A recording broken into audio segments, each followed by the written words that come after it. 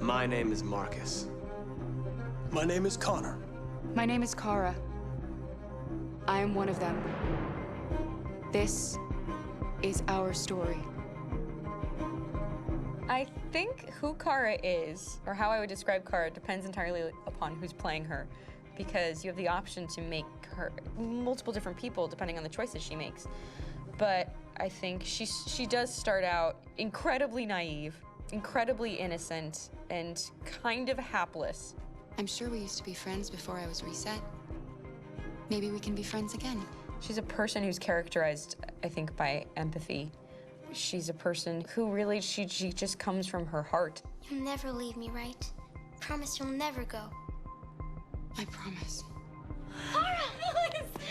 Are you okay? Are you hurt? Wait a minute! Leave her alone! Kara! Leave her alone! The really beautiful thing that I've had the gift to be able to do is to essentially build a person from the ground up, because that's what she's doing throughout the game. And with every experience she has and every person she meets, she's building, you know, first emotions and then the sense of judgment. And it's sort of an exploration of what it is to be a human. Don't worry.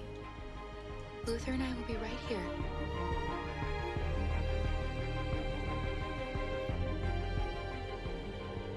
David and the creators have painted a really intriguing and engaging picture of a near future where we rely upon androids for a lot of our service class business, the class that serves us, that helps us, that handles that is our baristas and our drivers and our housemaids. And what is humanity, where we tap into it, how and why we treat each other the way that we do. And my character Markus has a really intriguing journey, becoming deviant, realizing that he actually has feelings and human qualities inside of him, and it's a really incredible ascension into becoming fully realized and coming to terms with what you actually deserve better than this in life. And not only do you want it for yourself, but you want it for your peers. We've come here to demonstrate peacefully and to tell humans that we are also living beings. All we want is to live free. You know what? This thing, Dad, is not your son. It's a fucking machine! I think that a group that feels marginalized, feels disenfranchised, feels like they deserve and have earned access to themselves and the environment around them, and are trying to figure out a way to articulate how to get freedom. Connor is analytical. Connor takes things literally. He starts in the beginning place where he's very mechanical. He feels nothing inside, of course, and it's all just a system, a protocol that he is executing to get whatever he wants to happen, which is help humans stop deviants and to find the link between deviant androids. You were designed to serve humans, not kill them. What was I designed to be? Their slave? Their toy? Just say, I killed him. Is it that hard to say? Stop it! Stop! But of course, over the course of the story, and depending on the player's choices, Connor can grow in many different ways. He can deviate from that procedure or not. Moment of truth, Hank. Am I a living being? Or just a machine?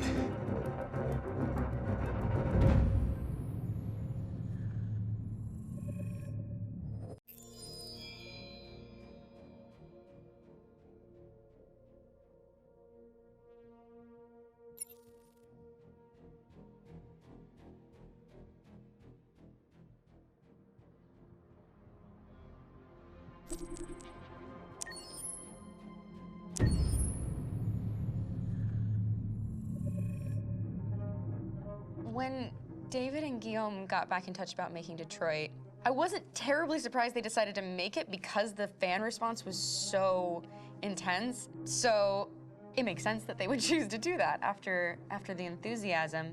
It was a challenge, and it was just an interesting thing to get my head around how to approach this character now as a different, much older person, and whether or not she had changed. And I'm very happy to say that with Detroit, I've had the opportunity to see Kara grow so much more than I ever expected.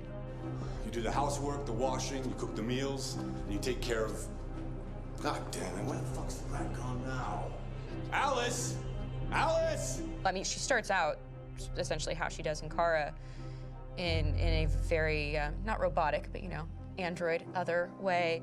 And getting to take this journey where she becomes more and more human as it goes on. You know, and as an actor, that's a wonderful exploration in every way, whether it's how she sits, her posture, how her voice changes, how emotions change, and how much emotion is based on things like empathy and social experience. And so having, you know, as much material as I got with David to have this huge, nuanced arc was really incredible.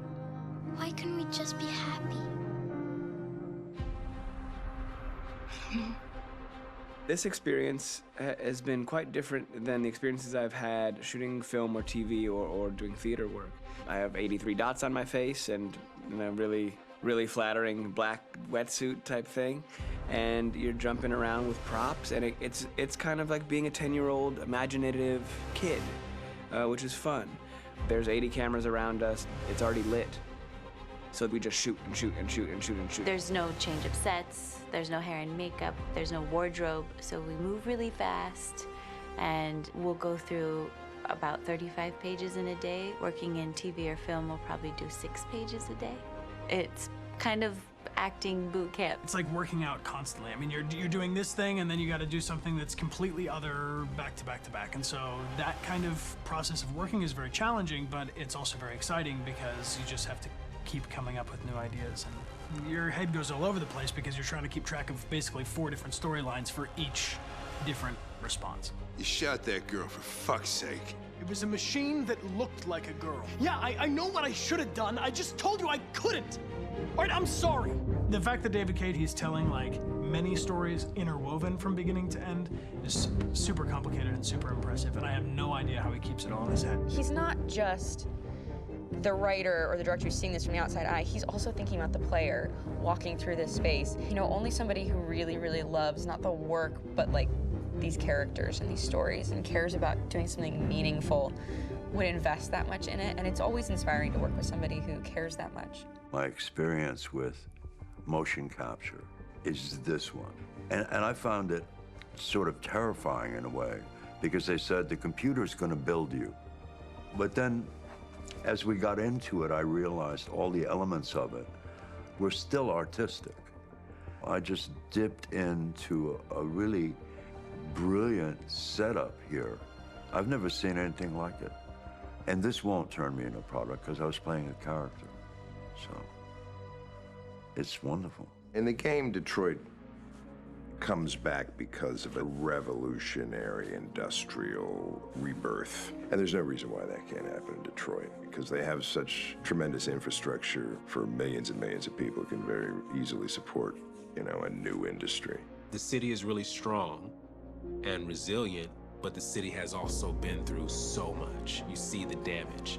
But it takes that time of kind of rebuilding and reinvesting into the city that I think is happening slowly but surely. The potential of Detroit as a city is something that this game does a lot of justice to, because it would be easy to look at Detroit as some place that used to be, and that's not the case. This game provokes a lot of conversation and reflection on our potential near future engagement with machines. That's what we are to them.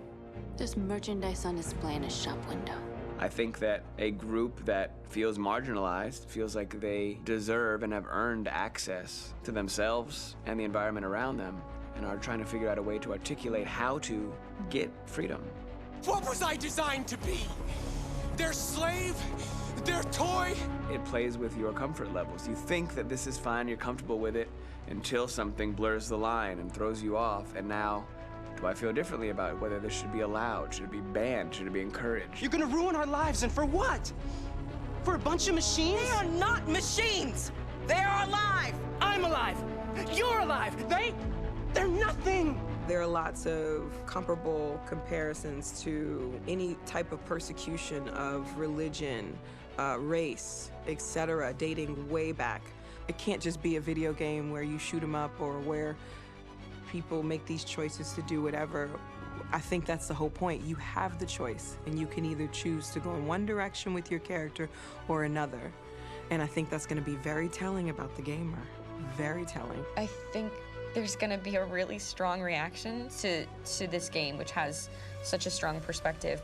I'm that much more proud of it now to get to be a part of it, because it's important. In this game, you're actively building and designing the character through not just what kind of shield does he have or what color hair does she have, but like their temperament and the way they deal with problems. The different endings to this game are so radically different based off maybe seemingly insignificant choices in the moment, but like life, they all add up. And can't play life again, though.